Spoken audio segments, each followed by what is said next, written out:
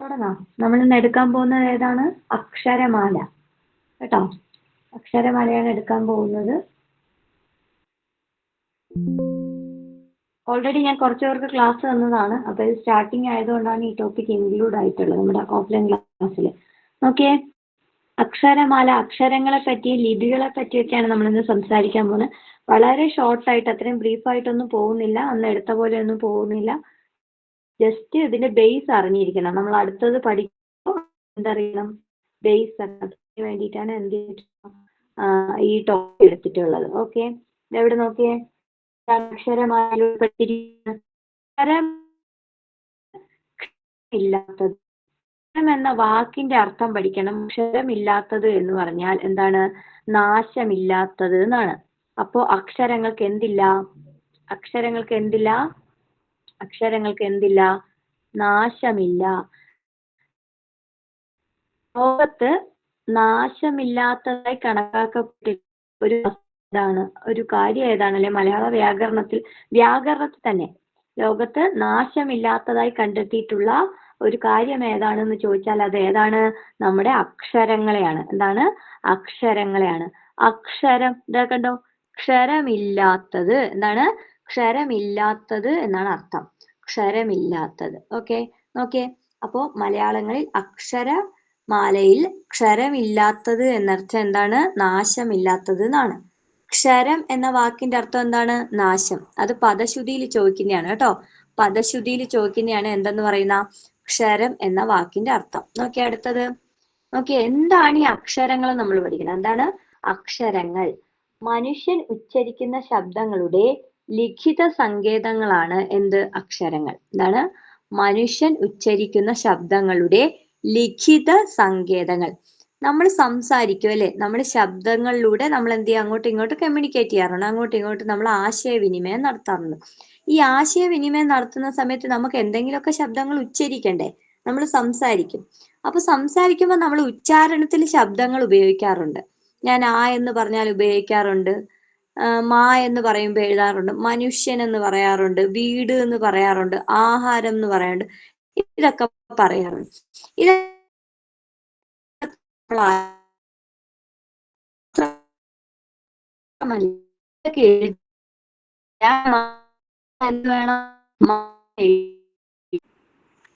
Clear ആവുന്നില്ല. Hello, range പോയതാണെന്ന് മിസ്സേ, clear ആവുന്നില്ലായിരുന്നു. ഇപ്പൊ ഓക്കെ ആണ്, സ്ഥലത്ത് ഓക്കെ അല്ല. ഇവിടെ ഒന്ന് നോക്കി ഓക്കെ കിട്ടുന്നുണ്ടോന്നേ. ഓക്കെ ആണോ ഇപ്പോ? ശരിയാവുന്നുണ്ട്. ഓക്കെ, നോക്ക്, ഡിസ്റ്റർബൻസ് ഉണ്ടെങ്കിൽ പറഞ്ഞാൽ മതി. ഓക്കെ, മനുഷ്യൻ ഉച്ചരിക്കുന്ന ശബ്ദങ്ങളുടെ ലിഖിത സങ്കേതങ്ങളെയാണ് എന്തെന്ന് വിളിക്കുന്നത്? ഓക്കെ, എഴുതി കാണിക്കാൻ പറ്റണം. അപ്പൊ മിസ്സേ പിന്നെയും അതുപോലെ തന്നെയായി.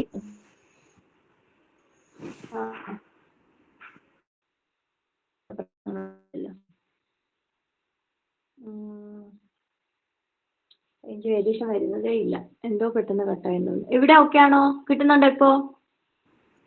ഇപ്പൊ ഓക്കെ ആണോ?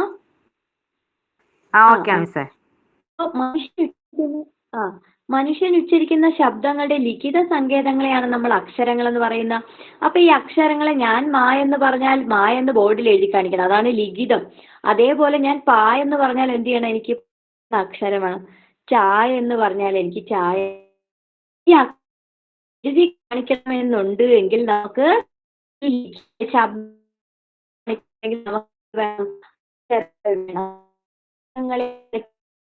ചോദിച്ചാൽ അക്ഷരങ്ങളാണ് വേണ്ടത്. ഓക്കെ അല്ലേ? ഇനി നോക്കി, മലയാളത്തിൽ അക്ഷരം ഉണ്ടോ എന്ന് ചോദിച്ചാൽ ഉണ്ട് അല്ലേ? മലയാളത്തിൽ എന്തുണ്ട്? അക്ഷരമുണ്ട്. അതുകൊണ്ടാണ് നമ്മളിത് പഠിക്കുന്നത്. മലയാളത്തിൽ അക്ഷരമുണ്ട്. മലയാളം ഉൾപ്പെടുന്ന ഭാഷാഗണത്തെ വിളിക്കുന്നത് എന്താണെന്ന് ചോദിക്കാറുണ്ട്. ദ്രാവിഡ ഗോത്ര ഭാഷ.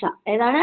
മലയാളം ഉൾപ്പെടുന്ന ഗോത്രഭാഷയാണ് ദ്രാവിഡ ഗോത്രഭാഷ. ചോദിക്കാം, മലയാളം ഉൾപ്പെടുന്ന ഗോത്രഭാഷ ഏതാന്ന് ചോദിച്ചു കഴിഞ്ഞാൽ അത് ദ്രാവിഡ ഗോത്രഭാഷ. ഏത് ഗോത്രത്തിൽ വരുന്നു? നമ്മള് ദ്രാവിഡ ഗോത്രത്തിലാണ് വരുന്നത്. എന്താണ്? മലയാളം ഏത് ഗോത്രത്തിൽ വരുന്നു? ദ്രാവിഡ ഗോത്രത്തിൽ. മലയാളത്തിന്റെ പഴയ പേരായിരുന്നു കൈരളി.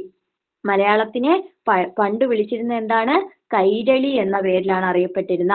മലയാളം ഉൾപ്പെടുന്ന ഭാഷാ ഗോത്രം ഏതെന്ന് ചോദിക്കാറുണ്ട്. ദ്രാവിഡ ഗോത്രമാണ്.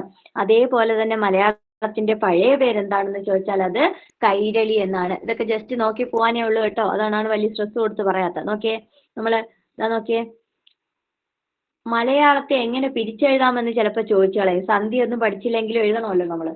സന്ധി പഠിക്കുമ്പോൾ ഇതൊന്നും കൂടെ പറയും, എന്നാലും സന്ധി പഠിക്കാത്തവരും എഴുതണം.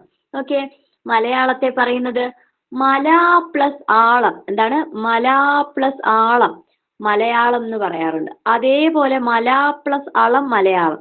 അതായത് കുറച്ച് ആൾക്കാർ പറയുന്ന, കുറച്ച് മലയാളത്തിലെ വ്യാകരണ ഇത് ആൾക്കാർ പറയുന്ന എന്താന്ന് വെച്ച് കഴിഞ്ഞാൽ മല പ്ലസ് ആളം ചേർന്നതാണ് മലയാളം എന്ന വാക്ക് വന്നത്. അവിടെ ആളം എന്ന വാക്കിന്റെ അർത്ഥം പഠിക്കണം, അത് നാട് എന്നാണ്. ആളം എന്ന വാക്കിന്റെ അർത്ഥം എന്താണ്? ഇത് നമുക്ക് സമാന പദം അല്ലെങ്കിൽ നമ്മുടെ സമാനത പദത്തിൽ പഠിക്കാനുള്ളതാണ്. ആളം എന്ന വാക്കിന്റെ അർത്ഥം എന്താണ്? ആളം എന്ന വാക്കിന്റെ അർത്ഥം നാട് എന്നാണ്. എന്നാൽ കുറച്ച് ആൾക്കാർ പറയുന്നത് മല പ്ലസ് അളമാണ്. മലയിൽ വ്യത്യാസമൊന്നുമില്ല, മലയുണ്ട് എന്തായാലും. അപ്പൊ മല പ്ലസ് അളം എന്താന്ന് വെച്ച് കഴിഞ്ഞാൽ, അളം എന്നാൽ വാക്കിനർത്ഥം സമുദ്രം. എന്താണ്? അളം സമുദ്രം, ആളം നാട്. ആളം എന്ന് പറഞ്ഞാൽ എന്താണ്? നാട്. അളം എന്ന് പറഞ്ഞാൽ എന്താണ്? സമുദ്രം എന്നാണ്. അല്ലേ? മനസ്സിലായി എന്ന് പറയുന്നു, വിചാരിക്കുന്നു. ഓക്കെ, ഇനി നമ്മൾ പഠിക്കുന്ന മലയാളം ഉൾപ്പെടുന്ന ഭാഷകളെ വിളിക്കുന്നത് എന്താണ്? മലയാളം ഉൾപ്പെടുന്ന ഭാഷകളെ നമ്മൾ ആദ്യം അറിയപ്പെട്ടിരുന്നത് തമുലിയൻ ഭാഷ എന്നാണ്. എന്താണ്? തമുലിയൻ ഭാഷ. കാലത്ത് റോബർട്ട് കാൽഡ്വെൽ എന്ന് പറയുന്ന ഒരു ഇംഗ്ലണ്ടുകാരൻ എന്ത് ചെയ്യുന്നുണ്ട്? ഈ ഗോത്ര ഭാഷകൾ, അവിടെ ഗോത്ര ഭാഷകളെ എല്ലാം കൂടെ ചേർത്ത് പിന്നെ വിളിക്കുന്ന പേരാണ് പഞ്ചദ്രാവിഡ ഗോത്ര ഭാഷ. എന്തെന്ന് വിളിച്ചു? പഞ്ചദ്രാവിഡ ഗോത്ര ഭാഷ. ഈ പഞ്ചദ്രാവിഡ ഗോത്ര ഭാഷ കൊണ്ടുവന്ന ആരാന്ന് ചോദിച്ചാൽ അത് റോബർട്ട് കാൽഡ്വെൽ ആണ്. പഞ്ചദ്രാവിഡ ഗോത്ര ഭാഷ എന്ന് തരം തിരിക്കുന്നതിന് മുമ്പ്, പഞ്ചം എന്ന് പറയുമ്പോൾ അഞ്ചാന്നൊക്കെ കിട്ടിക്കാണും, പഞ്ചദ്രാവിഡ ഗോത്ര ഭാഷ എന്ന് തിരിക്കുന്നതിന് മുമ്പ് അറിയപ്പെട്ടിരുന്ന എന്താന്ന് ചോദിക്കാം, അത് തമുലിയൻ ഭാഷ. എന്താണ്? തമുലിയൻ ഭാഷ. എഴുതാം. അങ്ങനെയാണെങ്കിൽ പഞ്ചദ്രാവിഡ ഗോത്ര ഭാഷയിൽ എത്ര അംഗങ്ങളുണ്ട് എന്ന് ചോദിച്ചാൽ അറിയാലോ. പഞ്ചം എന്ന് പറയുമ്പോൾ തന്നെ 5 അംഗങ്ങളുണ്ട്. അതിന്റെ കോഡാണ് ഇവിടെ കിടക്കുന്ന താ തേ തൂ കമ. എന്താണ്? താ തേ തൂ കമ. നോക്ക്, തമിഴ്. എന്താണ്? തമിഴ്. ലോകത്തിൽ കണ്ടെത്തിയിട്ടുള്ളതിൽ വെച്ചിട്ട്, അതായത് തെളിവ് കിട്ടിയിട്ടുള്ളതിൽ വെച്ചിട്ട് ഏറ്റവും പഴക്കം ചെന്ന ഭാഷ ഏതെന്ന് ചോദിച്ചാൽ അത് തമിഴാണ്, സംസ്കൃതമൊന്നുമല്ല. നമ്മൾ തെറ്റിപ്പോകരുത്. എന്താണ്? തമിഴ്. ലോകത്ത് കണ്ടെത്തിയിൽ വെച്ചിട്ട് ഏറ്റവും പഴക്കം ചെന്നത് തമിഴ് ഭാഷയ്ക്കാണ്. അതുകൊണ്ട് പഞ്ചദ്രാവിഡ ഗോത്ര ഭാഷയിൽ പ്രധാനമായും ഉൾക്കൊള്ളിട്ടുള്ളത് ഏത് തന്നെയാണ്? നമ്മുടെ തമിഴ് തന്നെയാണ്. താ തേ തൂ കമ. ഇതെന്താണ്? പഞ്ചദ്രാവിഡ ഗോത്ര ഭാഷാ അംഗങ്ങളാണ്. 5 പേര് വരും. താ തേ തെലുഗു, തുളു, കന്നഡ, മലയാളം. സംസ്കൃതം പഞ്ചദ്രാവിഡ ഗോത്ര ഭാഷയിൽ വരില്ല, പഠിക്കണം. പോലെ തുളു എന്താണ്? ഒരു പഞ്ചദ്രാവിഡ ഗോത്ര ഭാഷയാണ്. ഒരു ലിപിയില്ലാത്ത ഒരു ഭാഷ എഴുതാൻ പറഞ്ഞാൽ നമുക്ക് എന്തെഴുതാം? തുളു എഴുതാം. ഏതെഴുതാം? തുളു. തുളു എന്തേ സംസാരം? ശബ്ദോച്ചാരണങ്ങൾ മാത്രമേ ഉള്ളൂ. എന്തില്ല? ലിപിയില്ല. ലിപി എന്ന് വെച്ചാൽ എന്ത് ചെയ്യാൻ പറ്റൂല? എഴുതി കാണിക്കാൻ പറ്റൂല. മനസ്സിലായോ? അക്ഷരങ്ങളുടെ സങ്കേതം ഇതുവരെയും രൂപപ്പെടുത്തിയിട്ടില്ല. മനസ്സിലാവുന്നുണ്ടോ? അക്ഷരങ്ങളുടെ സങ്കേതം ഇതുവരെയും രൂപപ്പെടുത്തിയിട്ടില്ല. എന്നാൽ ഈ താത്തേത്തു കമ എന്ന് പറയുന്ന എന്താന്ന് ചോദിച്ചു കഴിഞ്ഞാൽ അതാണ് പഞ്ചദ്രാവിഡ ഗോത്ര ഭാഷ. എന്താണ്? പഞ്ചദ്രാവിഡ ഗോത്ര ഭാഷ. പഞ്ചദ്രാവിഡ ഗോത്ര ഭാഷയിലെ അംഗങ്ങൾ എത്ര പേരാണ്? 5 പേരാണ്.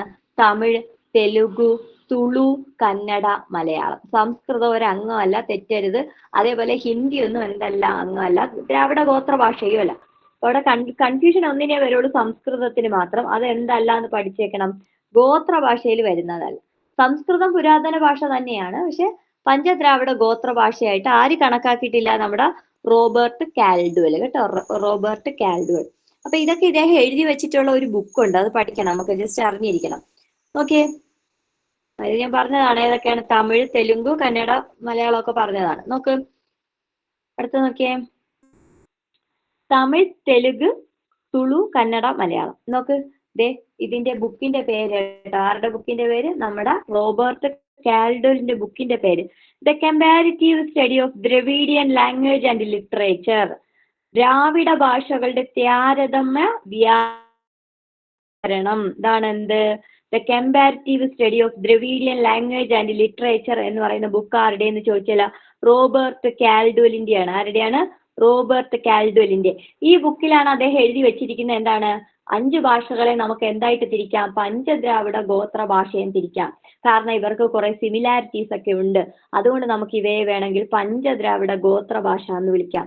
ഈ പഞ്ചദ്രാവിഡ ഗോത്ര ഭാഷ എന്ന് ഇദ്ദേഹം ചെയ്യുന്നതിന് മുമ്പ് ഈ ഭാഷകളെ അറിഞ്ഞിരുന്ന പേരെന്താന്ന് വെച്ചാൽ തമുലിയൻ ഭാഷ. എന്താണ്? തമുലിയൻ ഭാഷ. അത് നോക്കിക്കോ, തമുലിയൻ ഭാഷ. എന്താണ് അറിഞ്ഞിരുന്നത്? തമുലിയൻ ഭാഷ എന്നാണ് അറിഞ്ഞിരുന്നത്.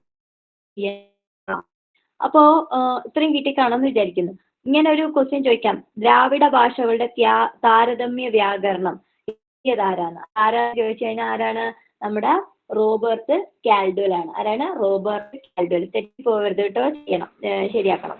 ഓക്കെ, അടുത്തത് നോക്കിയേ. താമുലിയൻ അല്ല കേട്ടോ, തമുലിയൻ ഭാഷ. തമുലിയൻ ഭാഷ, താമുലിയൻ അല്ല, തമുലിയൻ ഭാഷ. ഇനി നോക്കിയാൽ നമ്മൾ ഭാഷകളുടെ ഗണമാണ്. കുറെ രീതിയിൽ നമുക്ക് ചെയ്യാൻ പറ്റും, ഭാഷകളെ തിരിക്കാം. ഇപ്പൊ ഞാൻ സെക്കൻഡ് ബാച്ച് സ്റ്റാർട്ടിങ്ങിൽ കുറച്ച് പേർക്കൊക്കെ പറഞ്ഞത്. പക്ഷെ ഇതിൽ നമുക്ക് ഇമ്പോർട്ടന്റ് ആയിട്ട് പഠിക്കേണ്ട കാര്യം എന്ത് തന്നെയുള്ളൂ? വാമൊഴിയും വരമൊഴിയും. ഭാഷകളെ ഒരു 4 ടൈപ്പായിട്ടൊക്കെ തിരിക്കാൻ പറ്റും.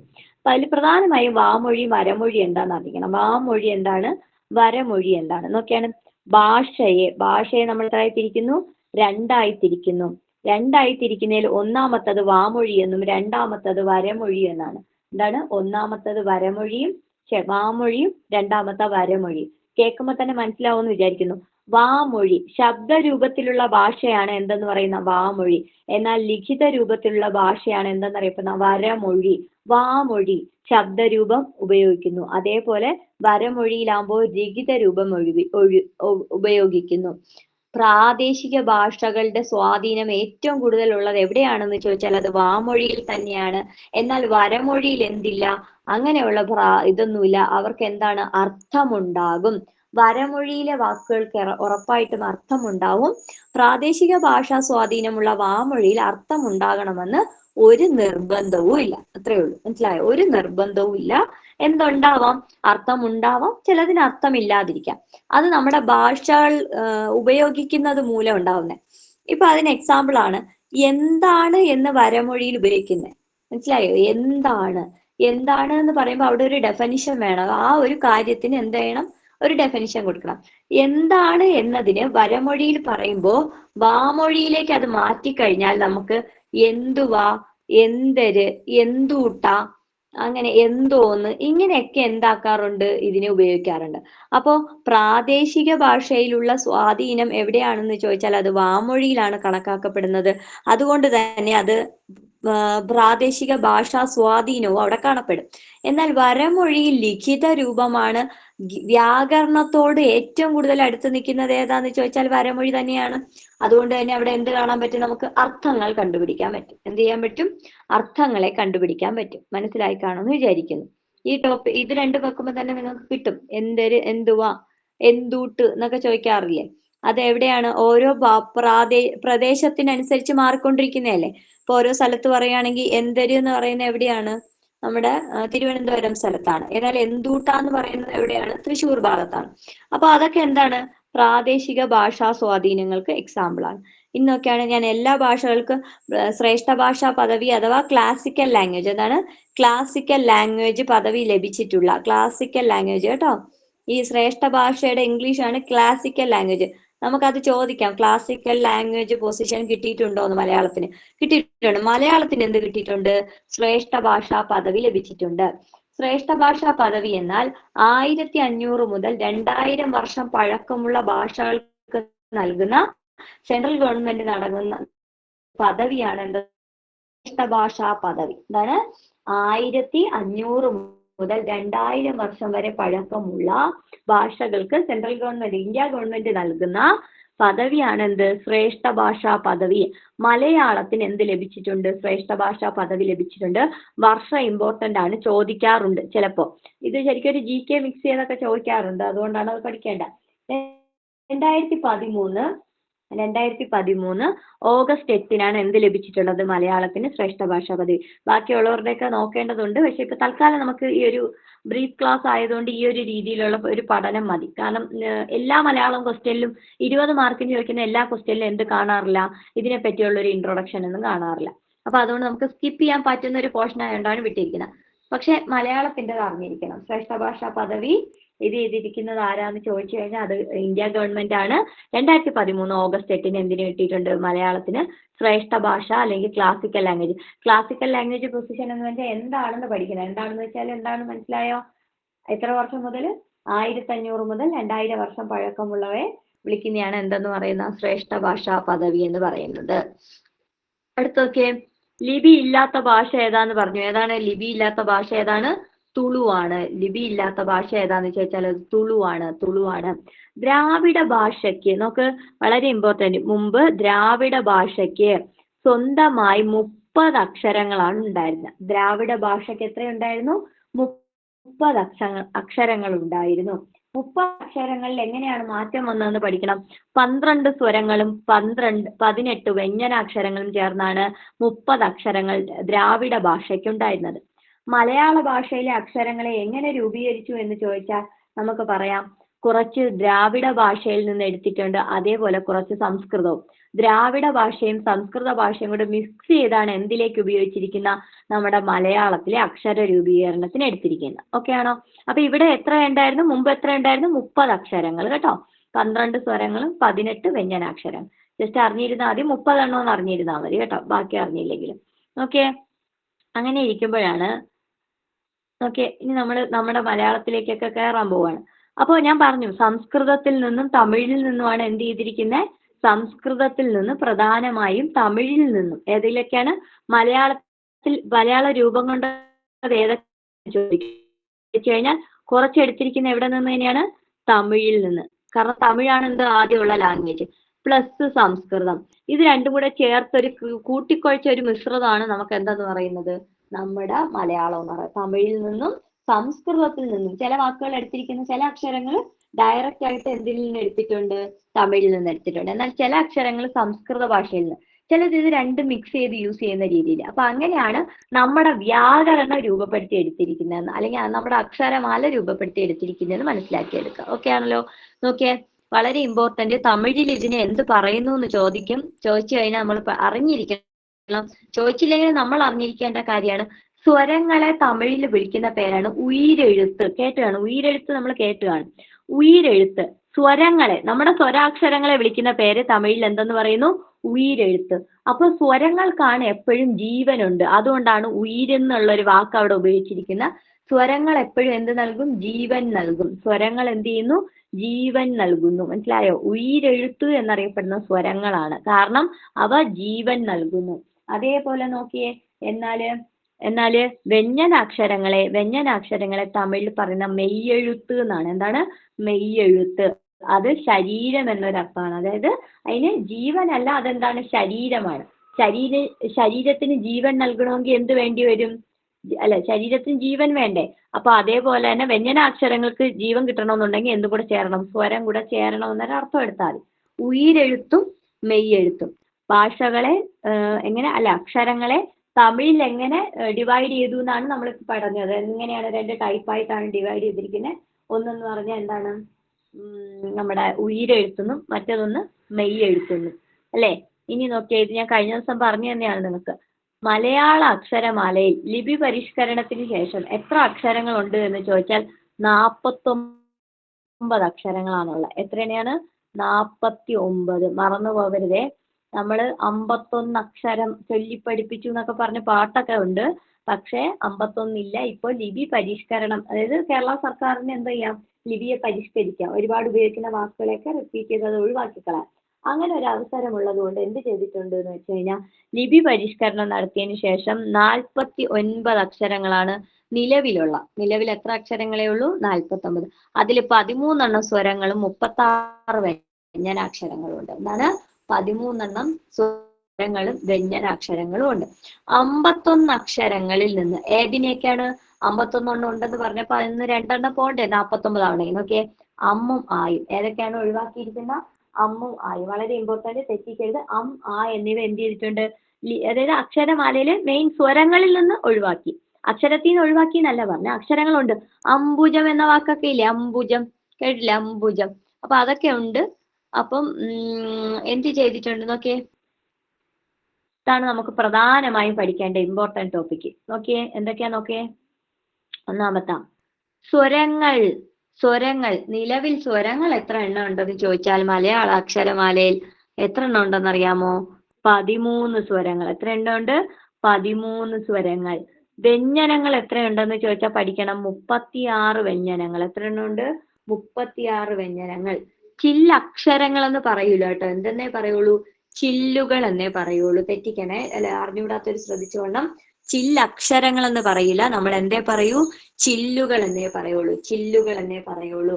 അതുകൊണ്ട് തന്നെ ചില്ലുകൾ എന്നേ പറയുള്ളൂ. ചില്ലുകൾ എന്ന് പറഞ്ഞു കഴിഞ്ഞാൽ ഏതൊക്കെ ഉണ്ടെന്ന് ചോദിച്ചാൽ 5 എണ്ണം ഉണ്ട്. നിലവില് 5 ചില്ലുകൾ ഉണ്ട്.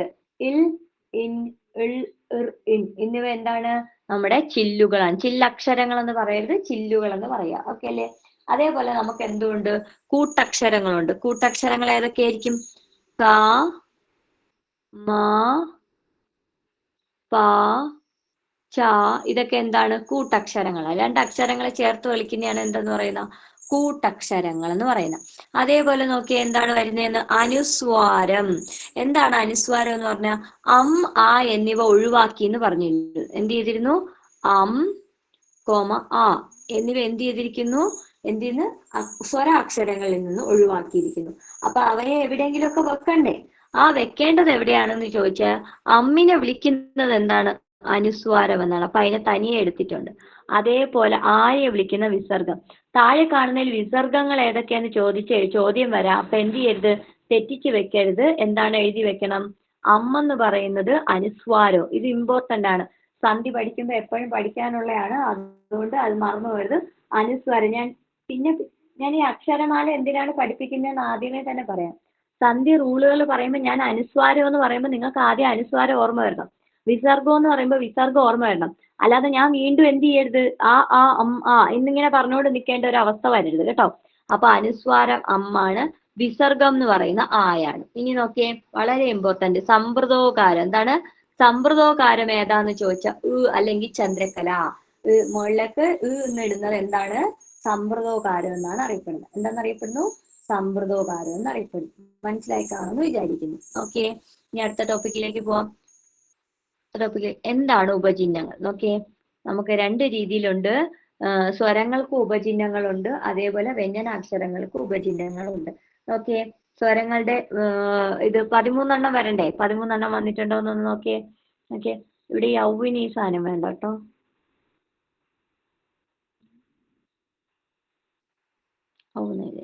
ഓക്കെ, ആയ്ക്ക് പ്രത്യേകിച്ച് ചിഹ്നങ്ങളൊന്നുമില്ല. ആ എന്ന അക്ഷരത്തിന് ഇല്ലല്ലോ. ആയ്ക്ക് എന്തുണ്ട്? ഉപചിഹ്നമുണ്ട്. അതേപോലെ തന്നെ എന്തുണ്ട്? ആ, ഈ, ആ, ഈ, ഉ, ഇർ, എ, ഓ, ഔ. ചിലർക്ക് ഇത് ഏത് ചിഹ്നമെന്ന് അറിഞ്ഞുകൂടാ ഇപ്പോഴും. ഓക്കെയാണ്. ഇത് അറിഞ്ഞുകൂടാത്തവര് കാണും. ഈ അക്ഷരം അറിയോ? ഈ അക്ഷരം ഇതേതാ? ഇർ എന്ന് പറയുന്ന അല്ലെ? സ്വരാക്ഷരങ്ങളിൽ ഇർ എന്ന് പറയുന്നതിന്റെ അക്ഷരമാണ്. ഇതിങ്ങനെ വളഞ്ഞു വരണം. ഇറിന് എന്ത് വേണം? വളഞ്ഞു വരണം. കൃ, മൃ, ചൃ, സൃ എന്നൊക്കെ എഴുതുമ്പോൾ എന്ത് മതി? ഈ സാധനമാണ് വേണ്ടത്. ഓക്കെ അല്ലേ? കിട്ടുന്നുണ്ടെന്ന് വിചാരിക്കുന്നേ. അടുത്ത നോക്കിയാണ് പിള്ളേരെ, വ്യഞ്ജനങ്ങളുടെ ഉപചിഹ്നങ്ങൾ. അത് ഞാൻ പറഞ്ഞുതരാം. നോക്ക്, വ്യഞ്ജനങ്ങളുടെ ഉപചിഹ്നങ്ങൾ ഏതൊക്കെയെന്ന് നോക്കിക്കോ. വ്യഞ്ജനങ്ങളുടെ ഉപചിഹ്നങ്ങൾ ഏതൊക്കെയെന്ന് നോക്കിക്കോ. ഒന്നാമത്തെ ഉപചിഹ്നം പറയുവാണെങ്കിൽ യാ എന്ന അക്ഷരം. ഏതാണ്? യാ. യാ എന്ന അക്ഷരത്തിന്റെ ഉപചിഹ്നം ചോദിച്ചു കഴിഞ്ഞാൽ നമ്മൾ എഴുതണം ഇത്. എന്താണ്? ഇത്. ഇവിടെ എന്ത് വരാൻ പാടില്ല? ഇതേപോലെ ഇറിനെ പോലെ ചുഴിവേണ്ട ആവശ്യമില്ല. ക്യാ എന്ന് എഴുതുമ്പോൾ യാ വന്നിട്ടുണ്ട്. അപ്പൊ അവിടെ നോക്കിയേ, കാ എന്ന അക്ഷരം എഴുതി അതിന്റെ കൂടെ നമുക്ക് എന്തിട്ടാൽ മതി? ഈ സാധനം എഴുതിയാൽ മതി. അപ്പൊ യായുടെ ഉപചിഹ്നം ഏതാന്ന് ചോദിച്ചു കഴിഞ്ഞാൽ അത് ഇതാണ് അല്ലെ? അതേപോലെ തന്നെ നമ്മൾ ശ്രദ്ധിച്ചോ, ശ്രദ്ധിച്ചോ, വായുടെ ഉപചിഹ്നം എന്താണ്? വാ എന്ന അക്ഷരത്തിന്റെ ഉപചിഹ്നം ചോദിച്ചു കഴിഞ്ഞാൽ നടക്കുന്നത് ഇതാണ്. വാ എന്ന അക്ഷരത്തിന്റെ ഉപചിഹ്നം ചോദിച്ചു കഴിഞ്ഞാൽ ഇതാണ്. അതേപോലെ അടുത്തത് വരുന്നത് ഏതാണെന്നറിയാമോ നമുക്ക്? റാ എന്ന അക്ഷരത്തിന്റെ ഉപചിഹ്നം ചോദിക്കും. ദേ ഇതാണ് ക്ര. ക്ര ക്ര വരുന്ന കേട്ടില്ലേ? ക്ര, മ്ര, പ്ര, ഇതൊക്കെ പ്രാവ്, പ്രാവ്. അവിടെ എന്താണ്? ഇതല്ലല്ലോ, പൃ എന്ന് എഴുതൂലല്ലോ, പ്ര എന്നാണ് എഴുതുന്നത്. അപ്പൊ ആ പ്ര കിട്ടണമെങ്കിൽ അവിടെ റാ വേണം. റായുടെ ഉപചിഹ്നമാണിത്. അതേപോലെ വേറൊരെണ്ണം ഉണ്ട്. ഏതാണെന്നറിയാമോ നിങ്ങൾക്ക്? റാ കഴിഞ്ഞ് പിന്നെ ഏതുണ്ട്? യ, വ, റ. പിന്നെ ഏതുണ്ട്? ക്ലാസ്സിൽ എടുത്തു തന്നതാണിത്. ഉപചിഹ്നങ്ങൾ എടുത്തു തന്നവരുണ്ടല്ലോ. പിന്നെ ഏതുണ്ട്? ക്ലാസ്സിൽ എടുത്തു തന്ന സെക്കൻഡ് ബാച്ചുകാർക്ക് ഞാനിത് പഠിപ്പിച്ചതാണല്ലോ. മറന്നോ നിങ്ങൾ? ഇല്ലാന്ന് പറയുമ്പോ അടിയിൽ വരുന്ന അത് വരും സർ. അതിനെയാണ് നമുക്ക് എന്തെന്ന് പറയുന്ന ള. ഏതാണ്? ഇല്ല വരൂല. അതേപോലെ ള വരും. ലായുടെ ഏതാ നോക്കിയേ? ഇത് ഇതെന്താണ്? ഉപചിഹ്നം. ഇതിപ്പോ എഴുതുന്ന എങ്ങനെ വരും? ക്ല. ക്ലാസ് എന്ന് എഴുതുമ്പോ നമ്മൾ ഇങ്ങനെ എഴുതുമോ? പണ്ടത്തെ ഇത് കണ്ടിട്ടുണ്ട്? ക്ലാസ് കണ്ടിട്ടുണ്ടോ നിങ്ങള്? കണ്ടിട്ടുണ്ടോ? ഇങ്ങനെയാണ് പണ്ട് ക്ലാസ് എഴുതിക്കൊണ്ടിരുന്നത്. ശരിക്കും ഇപ്പൊ നമ്മളിങ്ങനെ ക്ലാസ് ഒന്നും എഴുതാറില്ല. ഇത് മാറ്റിയിട്ടുണ്ട്. ഇത് തെറ്റാണ്. പണ്ടത്തെ ലിപി രൂപീകരണമാണ്. ഇപ്പോഴത്തെ ചോദിച്ചു കഴിഞ്ഞാൽ ഏതാന്ന് ചോദിച്ചാൽ ഏതാണെന്നറിയാമോ? നമ്മുടെ ഏതാണെന്നറിയോ? ക്ലാസ്. എങ്ങനെ എഴുതും ക്ലാസ്? കേട്ടോ? ക്ലാസ് രണ്ട് സാ ഇതിൽ വരുന്നുണ്ട്. നമ്മുടെ ഇംഗ്ലീഷ് എഴുതുമ്പോൾ രണ്ട് സാ വരുന്നുണ്ട്. അതുകൊണ്ടാണ് നമ്മൾ ക്ലാസ്സിന് എന്തിടുന്നത്? രണ്ട് സാ ഇടുന്നത്. ഇനി നോക്കിയേ, അപ്പൊ വ്യഞ്ജനങ്ങളുടെ ഉപചിഹ്നം എന്ന് പറയുന്ന ഇതാണ്. സ്വരങ്ങളുടെ ഉപചിഹ്നവും മനസ്സിലായി. ഇനി നോക്കിയേ,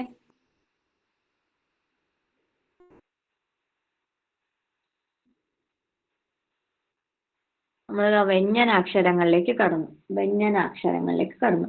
ശ്രദ്ധിച്ച് കേൾക്കുക. അറിഞ്ഞുകൂടാത്തവര് വളരെ ശ്രദ്ധിച്ച് കേൾക്കുക.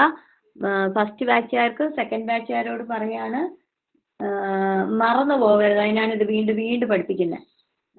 നിങ്ങൾ പുതിയതായിട്ട് കേൾക്കുന്നവർ ശ്രദ്ധിച്ച് കേൾക്കണം കേട്ടോ. വ്യഞ്ജനാക്ഷരങ്ങൾ. ഇനി ഇടയ്ക്ക് കുറേ ടോപ്പിക്കുകളൊക്കെ ഉണ്ട്. പക്ഷെ അതൊന്നും പിന്നെ ആവശ്യമില്ലാത്തത് കൊണ്ട് അതൊന്നും ഉൾപ്പെടുത്തിയിട്ടില്ല. ആവശ്യമുള്ളത് മാത്രം പഠിച്ചാൽ മതി. നോക്കിയേ, നമുക്ക് നമ്മുടെ അക്ഷരങ്ങളെ നമുക്ക് എന്തെന്ന് വിളിക്കുമെന്ന് വെച്ചാൽ വർഗ്ഗങ്ങളായിട്ട് തിരിച്ചിട്ടുണ്ട്. എന്താണ്? വർഗ്ഗങ്ങളായിട്ട്. വ്യഞ്ജനാക്ഷരങ്ങളെ എന്തായിട്ട് തിരിച്ചിട്ടുണ്ട്? വർഗ്ഗങ്ങളായിട്ട് തിരിച്ചിട്ടുണ്ട്. അങ്ങനെ വർഗ്ഗങ്ങളായിട്ട് തിരിക്കുമ്പോൾ എത്ര വർഗ്ഗങ്ങളായിട്ട് തിരിച്ചു എന്ന് ചോദിക്കും. എത്ര വർഗ്ഗങ്ങളാണെന്ന് ചോദിച്ചാൽ 5 വർഗ്ഗങ്ങൾ. നിലവിൽ എത്ര വർഗ്ഗങ്ങളാണ്? 5 വർഗ്ഗങ്ങളാണ് ഉള്ളത്. അത് പഠിക്കാൻ എളുപ്പത്തിന് കച്ചടത്ത പാന്ന് നമ്മൾ പഠിക്കാറുണ്ട്. പണ്ടൊക്കെ കാ, ച, ഡ അത് നമുക്ക് അറിയില്ല. ഖ, ഗ, ഗ, ങ അത് ഏത് അവിടെ വരും, അല്ലെങ്കിൽ ടാ കഴിഞ്ഞ് താ വരും, താ കഴിഞ്ഞ് ടാ വരും. ഇതൊക്കെ കൺഫ്യൂഷൻ ഉണ്ടായിരുന്നു. അപ്പൊ ഇത് തീർക്കാൻ വേണ്ടി നമ്മൾ പറയും കച്ചടത്ത പാ എന്ന് പറയും. അപ്പോൾ അതിനെ നമുക്ക് എന്ത് ചെയ്യാം? അതിനെ വർഗ്ഗങ്ങൾ എന്നാണ് വിളിക്കുന്നത്. എന്താണ്? വർഗ്ഗങ്ങൾ അല്ലെങ്കിൽ വർഗ്ഗാക്ഷരങ്ങൾ എന്നൊക്കെ പറയാറുണ്ട്. അതുകൊണ്ട് ഇവിടുത്തെ വർഗ്ഗം ഏതാണെന്ന് നോക്കണം. ക. എന്താണ്? ക. ക വർഗത്തിൽ നമുക്ക് പിരിച്ചെഴുതുമ്പോൾ നിങ്ങൾക്ക് ക എന്നത് പിരിച്ച് ക, ഗ, ഖ, ഖ, ങ എന്ന് പറയാം അല്ലേ? ക, ഗ, ഖ, ങ. ഓക്കെ. ഈ പറഞ്ഞ് എഴുതുമ്പോൾ നമുക്ക് തൊണ്ടയാണ് ഉപയോഗിച്ചത്. ആണോ അല്ലേ?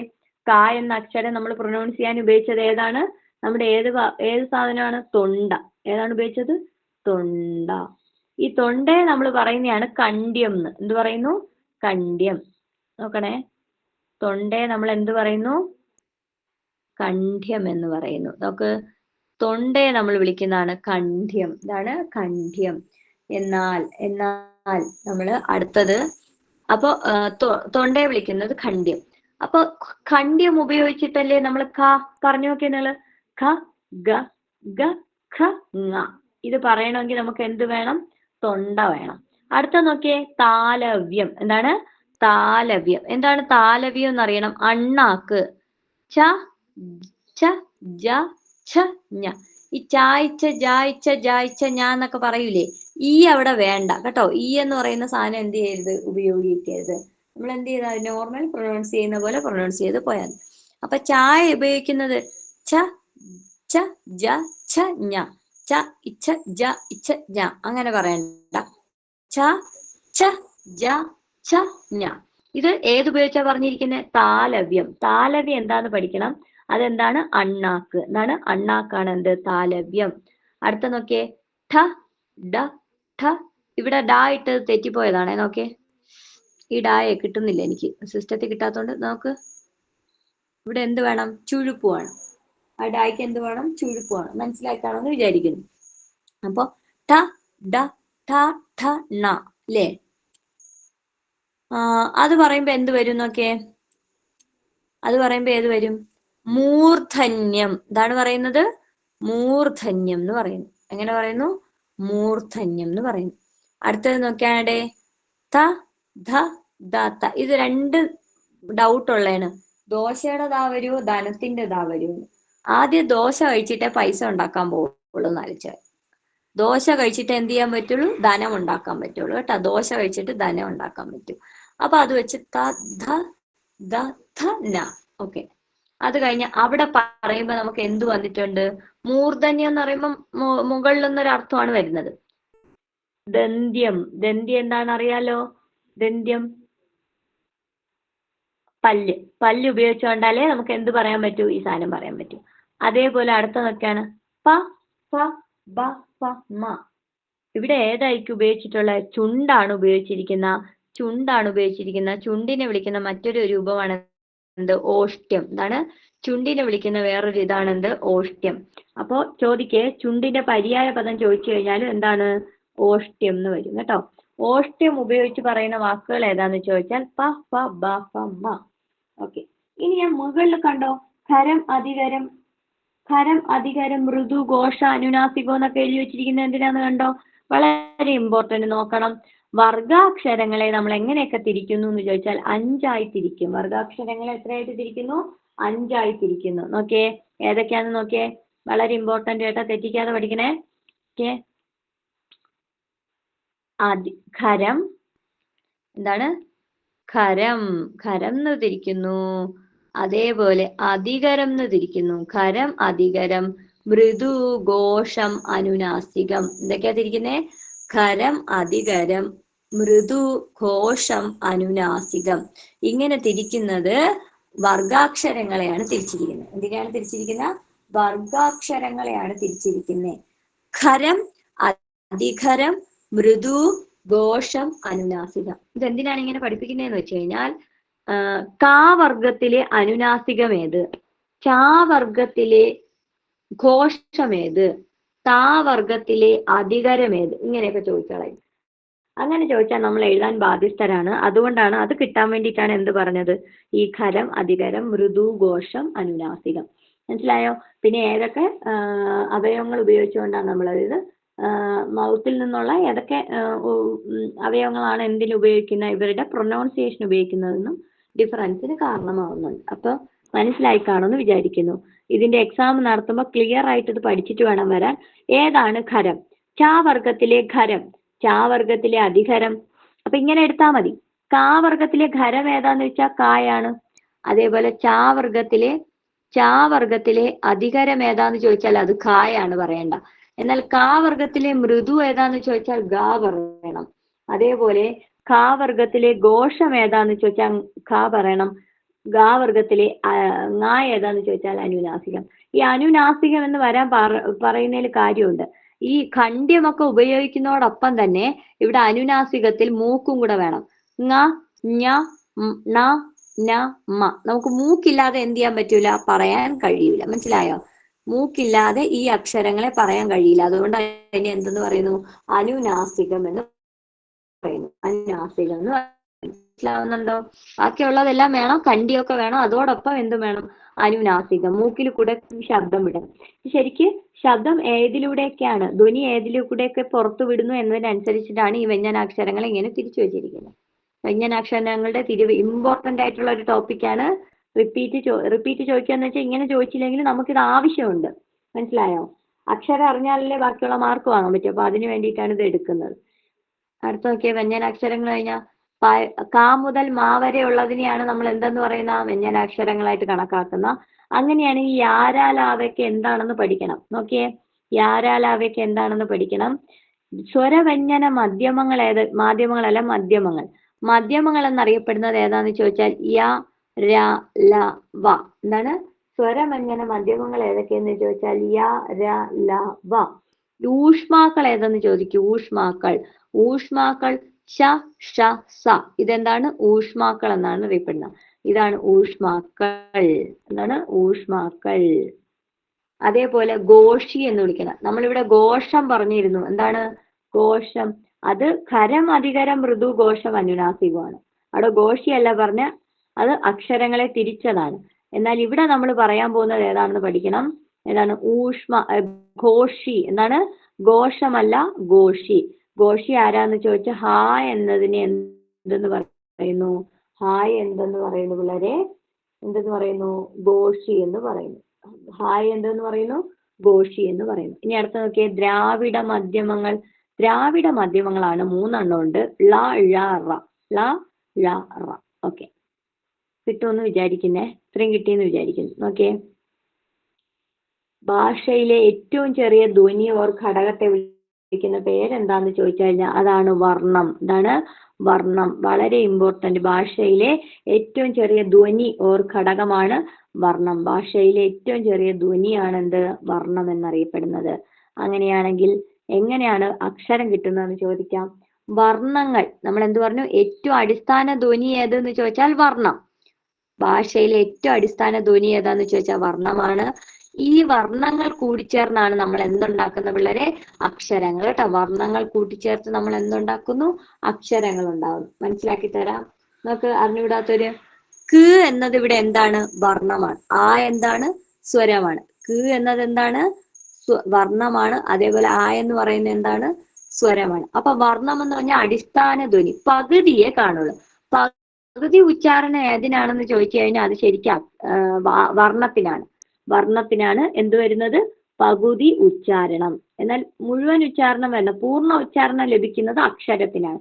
അതുകൊണ്ട് ക, മ, പ, ച, ല ഇതൊക്കെ എന്താണ്? വർണ്ണത്തിന് എക്സാമ്പിൾ ആണ്. എന്തിനാണ് എക്സാമ്പിൾ? വർണ്ണത്തിനാണ് എക്സാമ്പിൾ. മനസ്സിലായോ? ഇവിടെ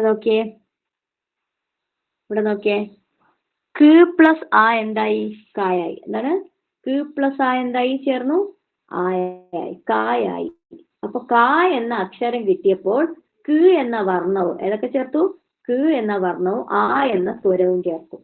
ഡൗട്ടുള്ളത് ചോദിക്കാമേ. ക എന്ന വർണ്ണവും ആ എന്ന അക്ഷരവും ചേർത്തു. അതേപോലെ മീ എന്ന അക്ഷരം കിട്ടണം. എന്താണ്? മീ എന്ന അക്ഷരം കിട്ടണമെന്നുണ്ടെങ്കിൽ മ എന്ന വർണ്ണം. എന്താണ്? മ എന്ന വർണ്ണവും അതിന്റെ കൂടെ എന്ത് ചേർക്കണം? ഈയും കൂടെ ചേർത്ത് മീ എന്ന് എഴുതണം. അതേപോലെ അടുത്ത നോക്കിയേ, ക എന്ന വർണ്ണവും ഊ എന്നതും കൂടെ ചേർത്താൽ നമുക്ക് എന്ത് കിട്ടും? സു എന്ന് കിട്ടും. ഇതാ ഇവിടെ നോക്ക്, ഞാനൊരു ബോക്സിലിട്ട് വെച്ചിട്ടുണ്ട്. എന്താണ് സംഭവം നോക്കിയേ.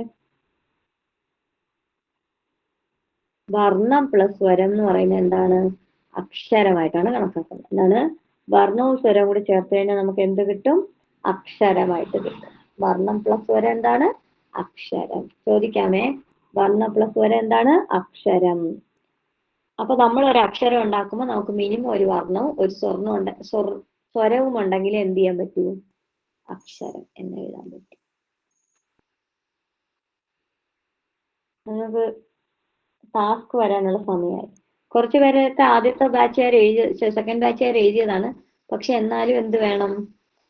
ഒരു പ്രാവശ്യം 1-2 വാക്കുകളും കൂടെ 1-2 അക്ഷരങ്ങളും എഴുതി പഠിക്കണം.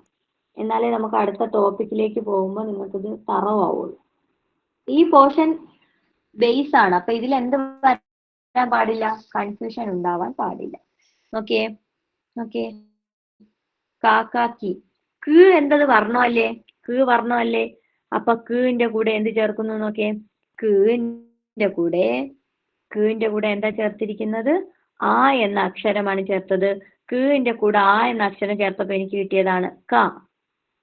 എന്ന അക്ഷരത്തിന്റെ കൂടെ ആ എന്ന സ്വരം ചേർത്തപ്പോ കിട്ടിയത് കാ. എന്ന അക്ഷരത്തിന്റെ കൂടെ ഈ എന്ന് ചേർത്തപ്പോൾ കി, കീ, കു, കൂ. ഇമ്പോർട്ടന്റ് എന്നാണ്. ഇമ്പോർട്ടന്റ് ആണ്.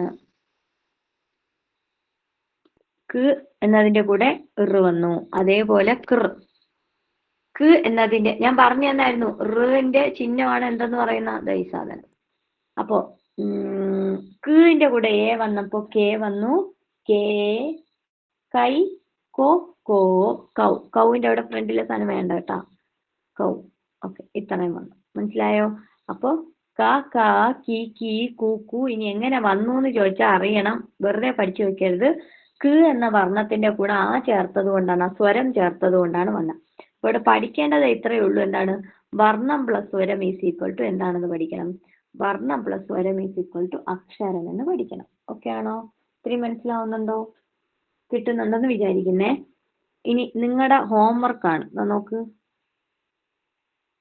ഹോംവർക്കിനുള്ള അക്ഷരങ്ങൾ എഴുതിയെടുത്തോ. നാളെ എഴുതിക്കൊണ്ട് വരണം കേട്ടോ. നാളെ ക്ലാസ്സിന് വരുമ്പോൾ എഴുതിക്കൊണ്ട് വരണേ.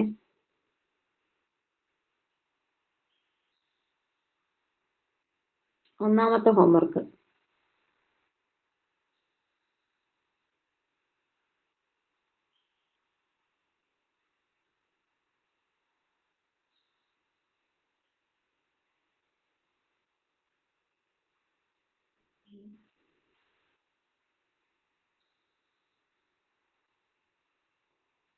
മൂന്ന് അക്ഷരങ്ങളുടെ ഹോംവർക്ക് ഉണ്ട് കേട്ടോ.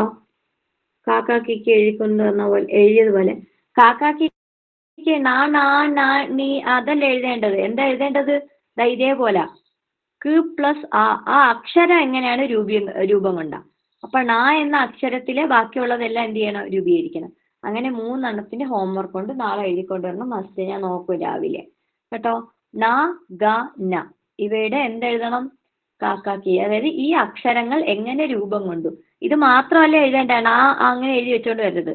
നാ, നാ, നീ, നീ ആ അക്ഷരങ്ങളെല്ലാം എങ്ങനെ രൂപം കൊണ്ടു എന്ന് എഴുതണം. ഇതേപോലെ ഈ പെട്ടി പോലെ. മെറ്റീരിയൽ ഞാൻ ഗ്രൂപ്പിലേക്ക് ഇട്ടുതരാമേ. ഈ മെറ്റീരിയൽ ഡൗട്ട് ഉള്ളവർക്ക് ചെക്ക് ചെയ്യാവുന്നതാണ്. ക്ലാസ് മനസ്സിലായോ? ഇന്ന് എടുത്ത പോർഷൻ ഇന്ന് ഇത്രയേ ഉള്ളൂ കേട്ടോ. ഇതാണ് അക്ഷരമാലയുടെ ബേസ്. ഞാൻ കുറേ ഷോർട്ട് ചെയ്ത്